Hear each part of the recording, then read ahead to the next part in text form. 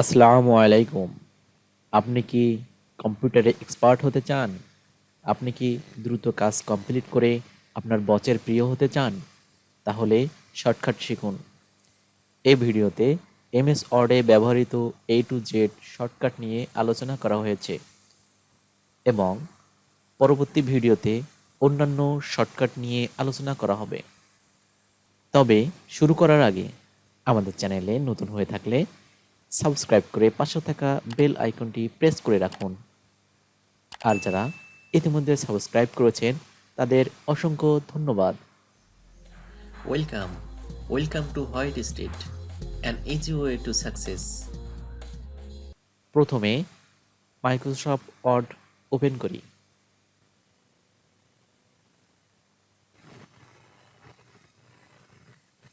এবার কিছু টাইপ করি। কন্ট্রোল এ সম্পূর্ণ অংশ সিলেক্ট হলো। কন্ট্রোল বি যে অংশ বোল্ড করতে হবে সে অংশ সিলেক্ট করে কন্ট্রোল বি প্রেস করলে বোল্ড হবে। কন্ট্রোল সি প্রথমে সিলেক্ট করে তারপর কন্ট্রোল সি প্রেস করি, কপি হয়ে গেল। এবার কন্ট্রোল ভি প্রেস করে পেস্ট করতে হবে, যেখানে কার্সর রাখা থাকবে সেখানে পেস্ট হবে। কন্ট্রোল ডি প্রথমে সিলেক্ট, তারপর কন্ট্রোল ডি অথবা কন্ট্রোল শিফট এফ প্রেস করলে ফন্ট ডায়ালগ বক্স ওপেন হবে। এখান থেকে ফন্ট সাইজ, ফন্ট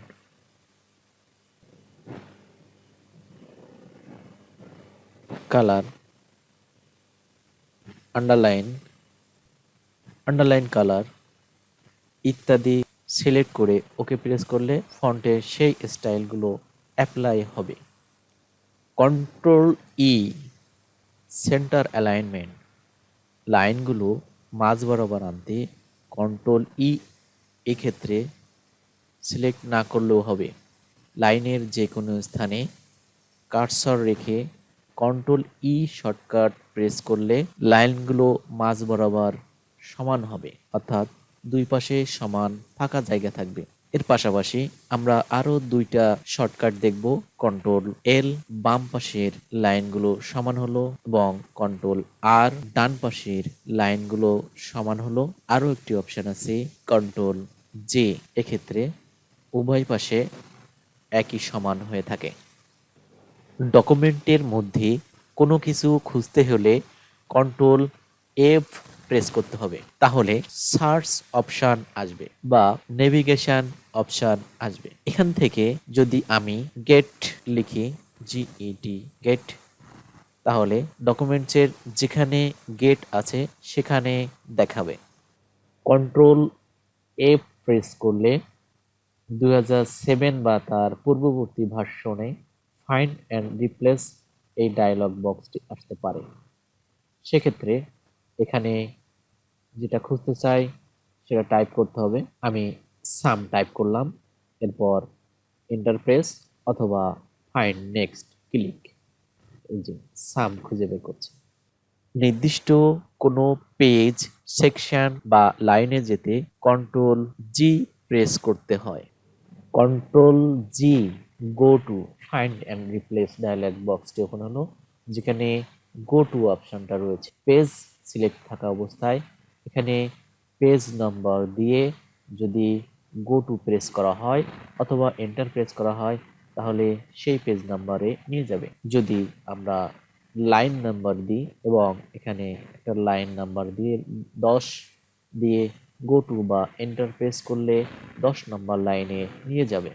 এখানে আরও যে অপশান আছে ফাইন্ড নির্দিষ্ট ওয়ার্ড খুঁজে বের করে, এরপরে রিপ্লেস কোনো ওয়ার্ড বা লাইন এর পরিবর্তে নতুন কোনো ওয়ার্ড বা লাইন লিখতে কন্ট্রোল এইচ প্রেস করতে হয়, অথবা গো টু ডায়লগ বক্সের রিপ্লেস ক্লিক করলে ফাইন্ড অ্যান্ড রিপ্লেস অপশনটি চালু হবে। যেটি পরিবর্তন করতে চাই সেটি ফাইন্ড হট কলামে টাইপ করতে হবে। রিপ্লেস উইথ কলামে নতুন ওয়ার্ড বা লাইন টাইপ করে প্রথমে ফাইন্ড নেক্সট বা এন্টার প্রেস করতে হবে, তাহলে ফাইন্ড হট কলামে লেখাটি খুঁজে বের করবে। এরপর রিপ্লেস এ ক্লিক করলে তা রিপ্লেস হয়ে যাবে। সবগুলো একসাথে রিপ্লেস করতে চাইলে রিপ্লেস অল এ ক্লিক করতে হবে। যতগুলো সাম ছিল সবগুলো নাথিং দিয়ে পরিবর্তন হয়ে গেছে। আমরা যদি পুনরায় সাম শব্দটি খুঁজে বের করতে চাই তাহলে দেখব যে আর এই শব্দটি নেই। No result found. Control I italic. কোনো লেখা বাঁকানোর জন্য কন্ট্রোল আই প্রেস করতে হয়।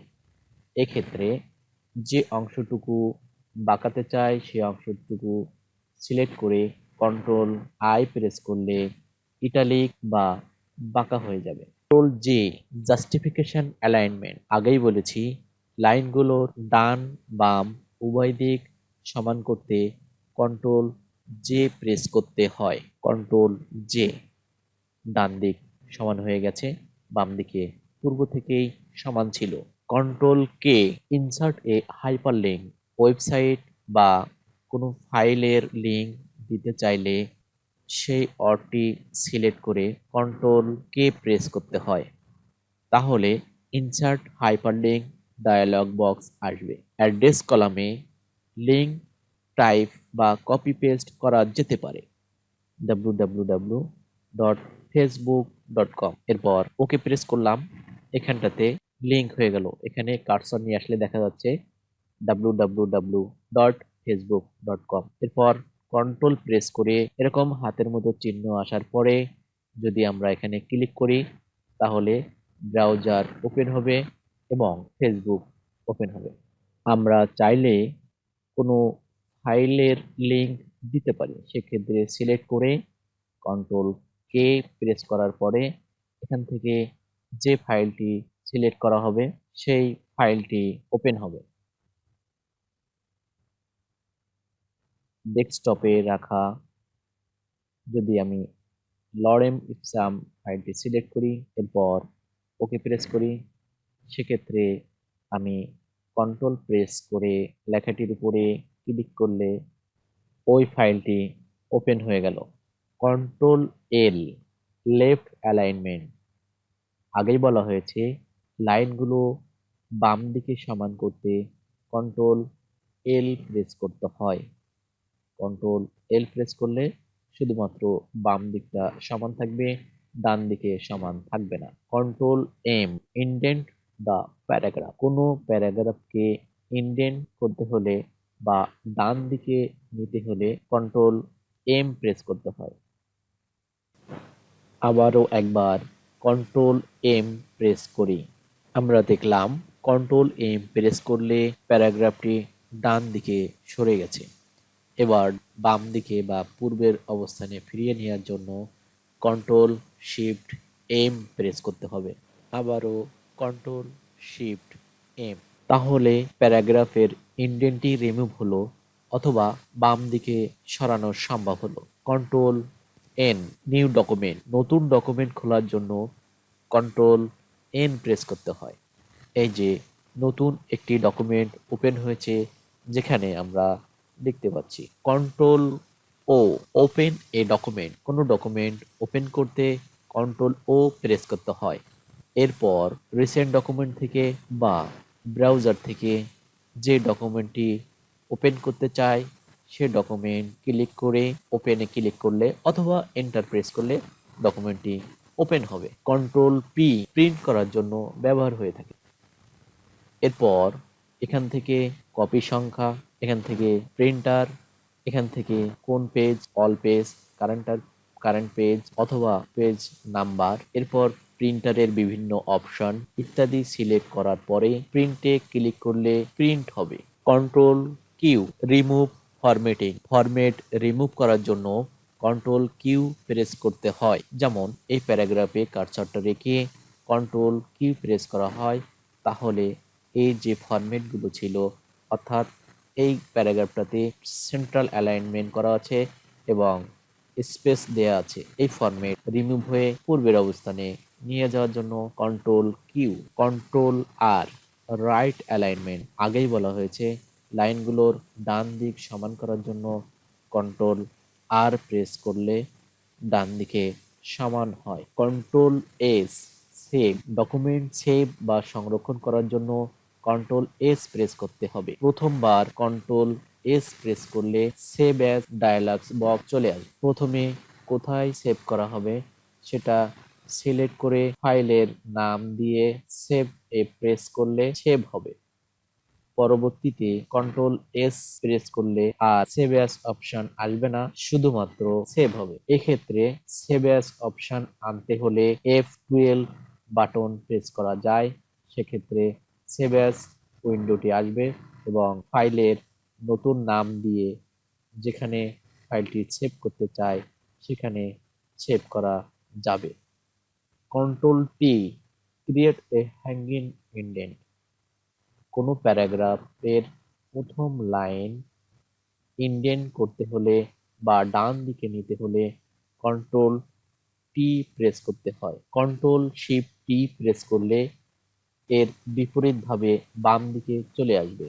Control U. কোনো লেখার আন্ডারলাইন করার জন্য লেখাটি সিলেক্ট করে কন্ট্রোল ইউ প্রেস করলে সেটি আন্ডারলাইন হবে। Control shift W apply underline formatting to the words but not the spaces. শুধুমাত্র ওয়ার্ডের নিচে আন্ডারলাইন করতে চাইলে কন্ট্রোল শিফট ডাব্লিউ। এখানে শুধুমাত্র ওয়ার্ডগুলোর নিচে আন্ডারলাইন হয়েছে। Control shift D apply double underline formatting. Double underline দেওয়ার জন্য কন্ট্রোল শিফট ডি।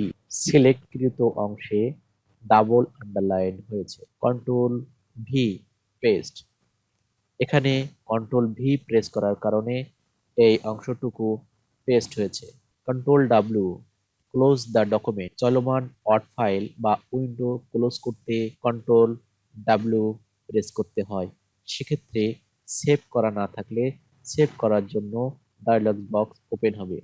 সেভে ক্লিক করলে সেভ হবে, ডন্ট সেভে ক্লিক করলে সেভ হবে না এবং ক্যান্সেলে ক্লিক করলে উইন্ডোটি বন্ধ হবে না, ওপেন থাকবে।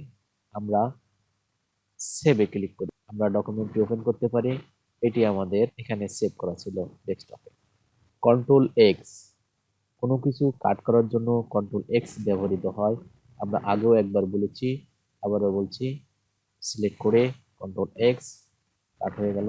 আমরা চাইলে এটি লাইনের প্রথমে কন্ট্রোল ভি দিয়ে পেস্ট করতে পারি। Control Y redo.